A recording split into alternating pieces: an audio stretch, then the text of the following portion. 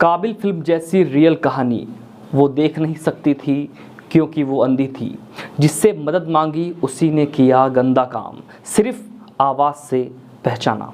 एक ऐसी महिला जो देख नहीं सकती, सिर्फ महसूस कर सकती थी, सिर्फ आवाज़ को सुन सकती थी।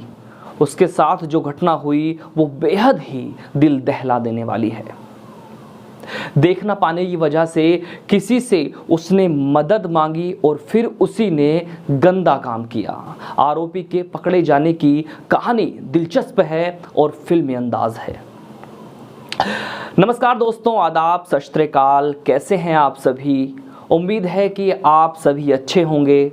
गर्मी भी ज़्यादा पड़ रही है, साथ में महंगाई और ऊपर से नींबू इतना महंगा हो गया है। चलिए आज की कहानी शुरू करने से पहले छोटा सा काम आप भी कर दें।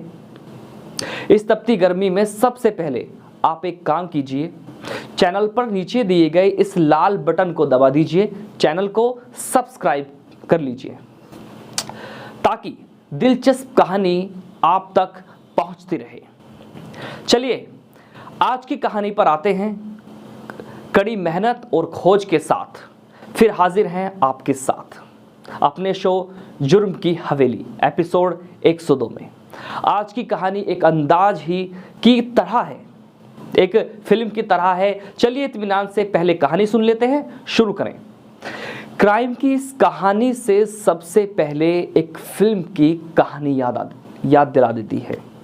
उस फिल्म का नाम है काबिल, जो 2017 में ये फिल्म आई थी।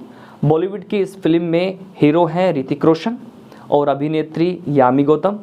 और फिल्म में दोनों देख नहीं सकते हैं, यानी दोनों की आंखें नहीं हैं, या यूं कहिएगा कि दोनों दृष्टिहीन हैं। फिल्म में अभिनेत्री के पीछे कुछ गुंडे पड़ जाते हैं। फिर एक दिन घर में अभिनेत्री यानी यामी गौतम, सुप्रिया अकेली थी। उस समय दो गुंडे आते हैं और सुप्रिया के साथ सामूहिक गंदा काम करते हैं। उस दौरान ये गुंडे चालाकी करते हैं और अपना नाम भी नहीं लेते हैं। ऐसे में ना देख पाने वाली सुप्रिया ये नहीं जान पाती है कि आखिर उसके साथ किसने गंदा काम किया है, किन लोगों ने उसके साथ सामूहिक गंदा काम किया है। इसके बाद पुलिस में शिकायत होती है, लेकिन वहाँ से भी मदद नहीं मिलती है। सवाल पूछा जाता है कि जिसे देखा नहीं, जिनकी आवाज़ सुनी नहीं, उनके बारे में आखिर कैसे बता पाओगी कि उन्होंने तुम्हारे साथ सामूहिक गंदा काम किया है। इसी तरह आरोपियों के साथ आरोपी के दबाव में उसकी शिकायत तक नहीं की जाती है। फिर एक दिन सुप्रिया घर में ही फंदे पर लटकी मिलती है। खैर, ये कहानी रियल घटना फिल्म की कहानी से बस थोड़ी अलग है। काबिल तो एक फिल्म की कहानी है। अब रियल घटना के बारे में जानिए।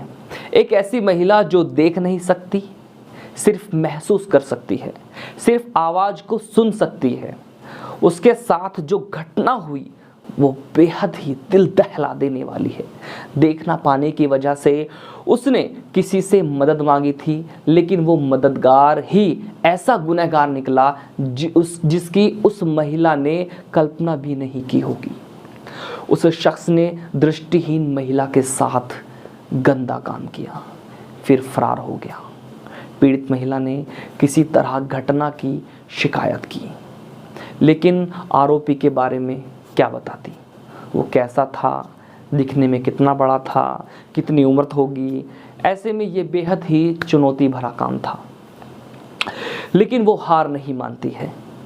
जिस शख्स से वो मदद लेती है, उस जगह और समय के बारे में पुलिस को जानकारी देती है। फिर पुलिस उस जगह पर जाती है, उस समय के हिसाब से वहाँ मौजूद लोगों के बारे में जानकारी जुटाती है, जानकारी इकट्ठी करती है। आसपास के इलाके के सीसीटीवी कैमरों को देखती है, खंगालती है। इसके बाद शक के आधार पर कुछ लोगों को हिरासत में लेती है, कुछ लोगों को पकड़ती है। फिर पीड़ित महिला आवाज़ के आधार पर उसके साथ गंदा काम करने वाले की पहचान कर लेती है, क्योंकि जब महिला ने मदद मांगी थी तब आरोपी से उसकी बात हुई थी। उसी बातचीत की आवाज़ को महिला पहचानती थी और उसे सुनते ही पहचान लिया। अब आरोपी को पुलिस ने गिरफ्तार कर लिया है।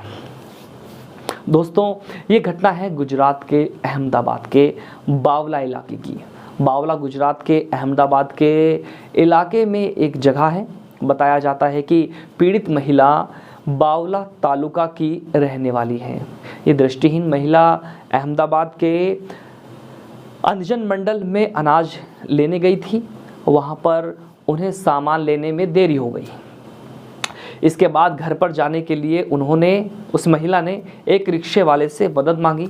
आमतौर पर मदद मांग लेते हैं। रिक्शे वाले ने पहले बात की और फिर सही सलामत घर तक पहुंचाने के लिए तैयार हो गया। हालांकि रास्ते में महिला को सुनसान जगह पर ले जाकर महिला के दृष्टिहीन होने का फ़ायदा उठाकर उसने महिला के साथ गंदा काम किया। किसी तरह विरोध करते हुए वो महिला शोर मचाते हुए भाग निकली। घर आकर महिला ने अपने पति को सूचना दी। पुलिस ने पति ने चुप्पी साधने के बजाय तुरंत आवाज़ उठाई और थाने में पहुंचकर शिकायत दी। चांदोगढ़ थाने में रिपोर्ट भी दर्ज करा दी, लेकिन पुलिस के सामने चुनौती थी कि आरोपी के बारे में उनके पास कोई हुलिये की जानकारी भी तो नहीं है। इसके बाद पुलिस ने बहुत तैयारी की, साथ ही छानबीन शुरू की, केस को बारीकी से समझा।